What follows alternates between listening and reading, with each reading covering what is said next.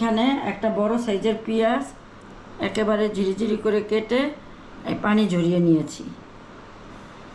তারপরে আমি হাফ চামচ মানে গোটা একটা বড় রসুনের কোয়া এই যে এরকম আমি চুলাটা অন করে দিয়েছি। দেখো আমি সমস্ত কাবাবটা প্লেন করে দিয়েছি। এখন আমি সাইডে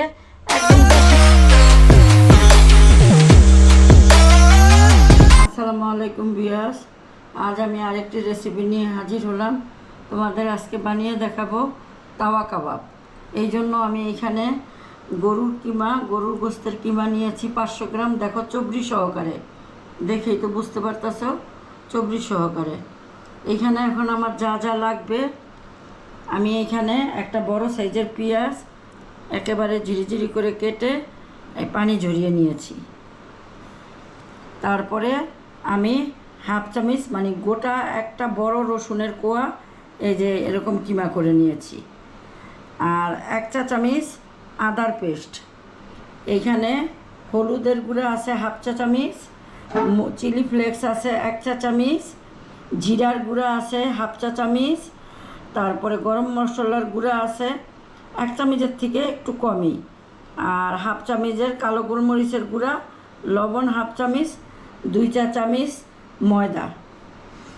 ময়দাটা বাইন্ডিংয়ের জন্য। লবণ আমি একটু কম দিলাম, যদি লাগে তখন আবার আরেকটু দিয়ে দিব। আর দিয়ে দিব আমি একটা ডিম, দিয়ে দিব আমি লেবুর রস 1 চা চামচের মতো। এখন আমি সমস্ত উপকরণ ভালো মতো মিশিয়ে নিব।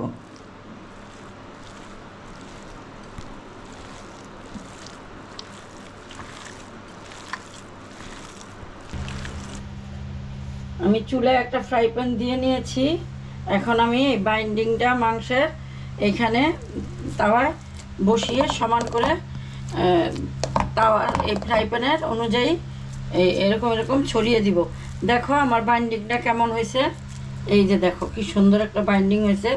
দেখো ঝাড়া দিলেও কিন্তু আলাদা হয় না, ঠিক এরকমভাবেই বাইন্ডিংটা করে নিতে হবে। এখন আমি আস্তে আস্তে মিলে দিই।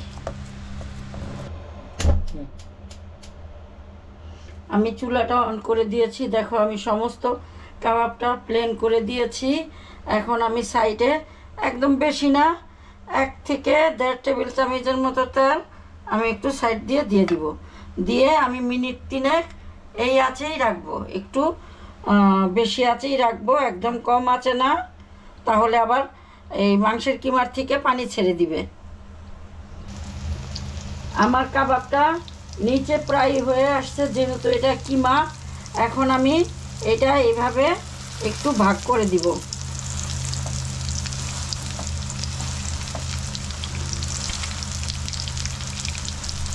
এই পর্যায়ে ভাগ করতে হবে, নয়তো উপরেও কিন্তু হয়ে যাবে।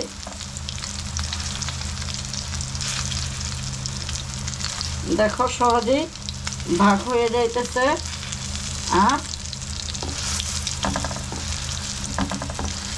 আর মাঝখান দিয়ে একটা ভাগ করে আমি আরও মিনিট খানিক রেখে তারপরে উল্টিয়ে দিব। এখন আমি কাবাবগুলো উল্টিয়ে দিব। একটু একটা এরকম সাপোর্টিং চামচ নিয়ে নিবা, এটা ভাঙবে না। একে একে আমি সব উল্টিয়ে ওই সাইডেও যাতে আমার এরকম হয়। তোমরা চাইলে একটু ঢাকা দিয়ে রাখতে পারো, কিন্তু ঢাকা দেওয়া লাগবে না, যেহেতু এটা কিমা করা, এই জন্য। আমার তাওয়া কাবাবটা প্রায় হয়ে আসছে। তোমরা খেয়াল রাখবে যাতে বেশি না হয়। বেশি হইলে ভিতরে যে একটা জুসিনেস ওইটা থাকবে না, শক্ত হয়ে গেলে কাবাব খেতে ভালো লাগবে না। আমি তোমাদের নামিয়ে পরিবেশন করে দেখাবো। দেখো আমার খুব সহজে তাওয়া কাবাবটা হয়ে গিয়েছে। তোমরা চাইলে এটাতে যখন আমি মশলা মিশালাম তখন তোমরা চাইলে এটাতে আনার দানাও দিতে পারো, জাফরানের দুধও দিতে পারো। দেখো কত সুন্দর হয়েছে ভিতরে। তোমরা এইভাবে এবার কুরবানি ঈদে এইভাবেই ঘরে খুব সহজ উপায়ে এই তাওয়া কাবাবটা বানিয়ে খেয়ে দেখো, ভালো লাগবে। আর ভালো লাগলে আমাকে লাইকস, কমেন্টস এবং সাবস্ক্রাইব করে প্রতিদিন নতুন নতুন ভিডিও দেখার জন্য আমার সাথে থেকো। আল্লাহ হাফেজ।